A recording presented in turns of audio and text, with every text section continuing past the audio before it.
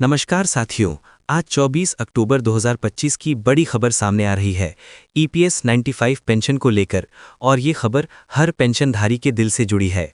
आप सब जानते हैं कि हम पिछले कई सालों से ईपीएस 95 पेंशन बढ़ाने की मांग को लेकर आवाज उठा रहे हैं। अब हालात बदलते नजर आ रहे हैं। सरकार की ओर से महत्वपूर्ण संकेत मिले हैं, जो हमारे संघर्ष की जीत की तरफ पहला कदम हो सकता है। इसलिए साथियों, अगर आपने अब तक हमारे चैनल ईपीएस 95 नेटवर्क को सब्सक्राइब नहीं किया है तो अभी सब्सक्राइब करें, वीडियो को ज़्यादा से ज़्यादा शेयर करें और हमारे इस आंदोलन को हर पेंशनर तक पहुंचाएं, क्योंकि ये सिर्फ एक खबर नहीं, ये हमारी उम्मीद, हमारा संघर्ष और हमारा हक है। ईपीएस पेंशन हक न्यूज़।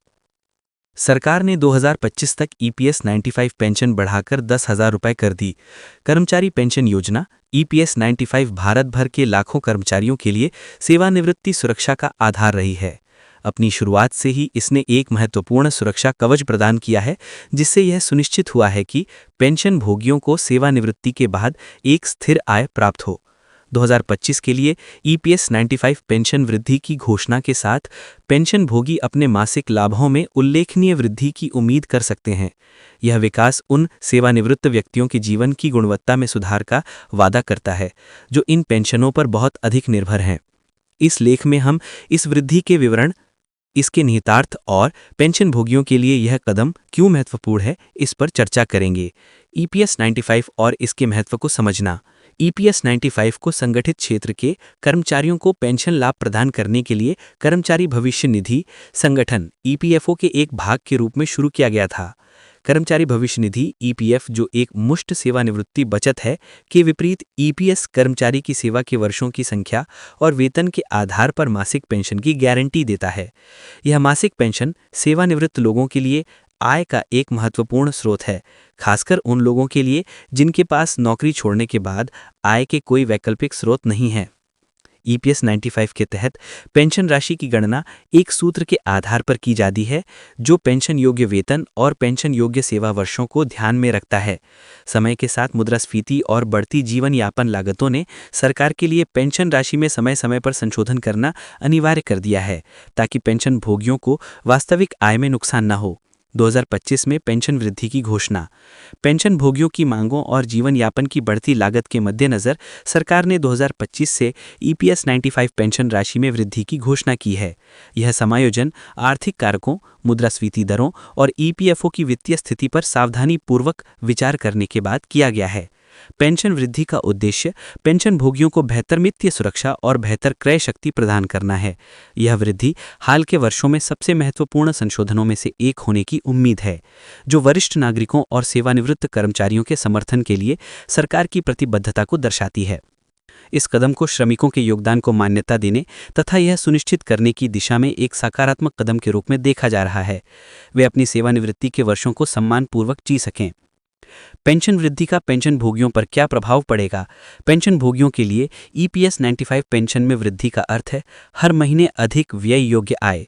यह अतिरिक्त आय बढ़ती स्वास्थ्य देखभाल लागत, मुद्रास्फीति से संबंधित मूल्य वृद्धि और दैनिक खर्चों को पूरा करने में मदद कर सकती है। कई पेंशन भोगी निश्चित आय पर जीवन यापन करते हैं और आवश्यक वस्तुओं और सेवाओं की कीमतों में लगातार वृद्धि के कारण अपने खर्चों का प्रबंधन करना उनके लिए चुनौतीपूर्ण होता है। इस वृद्धि के साथ पेंशन भोगियों के पास इन वित्तीय आवश्यकताओं को अधिक आराम से पूरा करने के लिए एक सहारा होगा। इसके अलावा इस वृद्धि से सेवानिवृत्त लोगों के बीच वित्तीय तनाव कम होने और उनके समग्र कल्याण और मानसिक स्वास्थ्य में सुधार होने की उम्मीद है। उच्च पेंशन का आश्वासन वित्तीय प्रबंधन की चिंताओं को कम कर सकता है और पेंशन भोगियों को अपनी सेवानिवृत्ति का अधिक पूर्ण आनंद लेने में सक्षम बना सकता है। पेंशन वृद्धि से व्यापक अर्थ व्यवस्था को भी लाभ होता है। उच्च आय वाले पेंशन भोगी वस्तुओं और सेवाओं पर अधिक खर्च करने की संभावना रखते हैं, जिससे स्थानीय व्यवसायों को बढ़ावा मिलता है और आर्थिक विकास में योगदान मिलता है। इस बढ़े हुए खर्च का उन समुदायों पर सकारात्मक प्रभाव पड़ सकता है जहां सेवानिवृत्त लोगों की संख्या अधिक है। पेंशन वृद्धि को प्रभावित करने वाले कारक। पेंशन वृद्धि की सीमा निर्धारित करने में कई कारकों ने भूमिका निभाई। मुद्रास्फीति एक प्रमुख विचारणीय बिंदु है, क्योंकि यह निश्चित आय की क्रय शक्ति को कम करती है। मुद्रास्फीति के साथ तालमेल बनाने के लिए पेंशन को समायोजित करके सरकार यह सुनिश्चित करती है कि सेवानिवृत्त लोग अपने जीवन स्तर को बनाए रखें। एक अन्य कारक ईपीएफओ की वित्तीय स्थिरता है। बढ़ी हुई पेंशन भुगतान को बनाए रखने की इस निधि की क्षमता इसके निवेश प्रदर्शन और वर्तमान कर्मचारियों व नियोक्ताओं के योगदान पर निर्भर करती है। सावधानीपूर्वक वित्तीय नियोजन और प्रबंधन ने ईपीएफओ के लिए अपनी दीर्घकालिक स्थिरता को खतरे में न डाले बिना इस वृद्धि की घोषणा करना संभव बनाया है। जनसांख्यिकीय रुझान जैसे सेवानिवृत्त लोगों की बढ़ती संख्या और लंबी जीवन प्रत्याशा भी पेंशन नीतियों को प्रभावित करती हैं। जैसे जैसे लोग लंबे समय तक जीवित रहते हैं, उन्हें लंबी अवधि की पेंशन की आवश्यकता होती है, जिससे समय समय पर संशोधन अनिवार्य हो जाता है। पेंशन भोगियों को आगे क्या पता होना चाहिए? पेंशन भोगियों को पेंशन वृद्धि के सटीक विवरणों, जिसमें संशोधित पेंशन दरें और प्रभावी तिथियां शामिल हैं, के बारे में जानकारी रखनी चाहिए। ईपीएफओ या संबंधित सरकारी निकायों से आधिकारिक संचार पर नजर रखना महत्वपूर्ण है कि समझने के लिए कि यह वृद्धि व्यक्तिगत पेंशन राशि को कैसे प्रभावित करेगी। पेंशन भोगियों के अपने पेंशन स्टेटमेंट की नियमित रूप से समीक्षा करनी चाहिए और यदि वे कोई विसंगति दिखाई दें या कोई प्रश्न हो तो ईपीएफओ कार्यालयों से संपर्क करना चाहिए। सक्रिय रहने से यह सुनिश्चित होता है कि पेंशन भोगियों को वे सभी लाभ मिले जिनके वे हकदार हैं। पेंशन भोगियों के लिए अपनी समग्र वित्तीय योजनाओं की समीक्षा करने का भी यह एक उपयुक्त समय हो सकता है। पेंशन आय में वृद्धि के साथ कुछ लोग अपने भविष्य को और अधिक सुरक्षित करने के लिए अतिरिक्त निवेश या बचत रणनीतियों पर विचार कर सकते हैं। सरकार और ईपीएफओ की भूमिका। इस पेंशन वृद्धि में सरकार की भूमिका महत्वपूर्ण है। समायोजन की आवश्यकता को पहचान कर और उन्हें लागू करके नीति निर्माता सामाजिक कल्याण और आर्थिक न्याय के प्रति अपनी प्रतिबद्धता को प्रदर्शित करते हैं। इस योजना के प्रशासक के रूप में ईपीएफओ इस वृद्धि को कुशलता से और पारदर्शिता से तरीके से क्रियान्वित करने में महत्वपूर्ण भूमिका निभाता है। बढ़ी हुई पेंशन का समय पर वितरण सुनिश्चित करना और पेंशन भोगियों के साथ स्पष्ट संवाद बनाए रखना इस पहल की सफलता के लिए आवश्यक है। सरकार और ईपीएफओ को भविष्य में आवश्यकता अनुसार समायोजन करने के लिए आर्थिक स्थितियों और पेंशन भोगियों की आवश्यकताओं की निगरानी जारी रखनी चाहिए। भविष्य की ओर देखना। ईपीएस 95 पेंशन का भविष्य। 2025 की पेंशन वृद्धि ईपीएस 95 पेंशन के भविष्य के लिए एक सकारात्मक मील का पत्थर साबित हुई है। यह बदलती आर्थिक वास्तविकताओं और जनसांख्यिकीय रुझानों के अनुसार पेंशन नीतियों को अनुकूलित करने के महत्व को प्रकाश डालती है।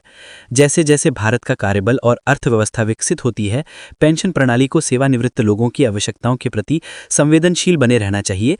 आने वाले वर्षों में पेंशन कवरेज में सुधार, लाभ बढ़ाने और फंड की स्थिरता बढ़ाने के उद्देश्य से और भी सुधार किए जा सकते हैं।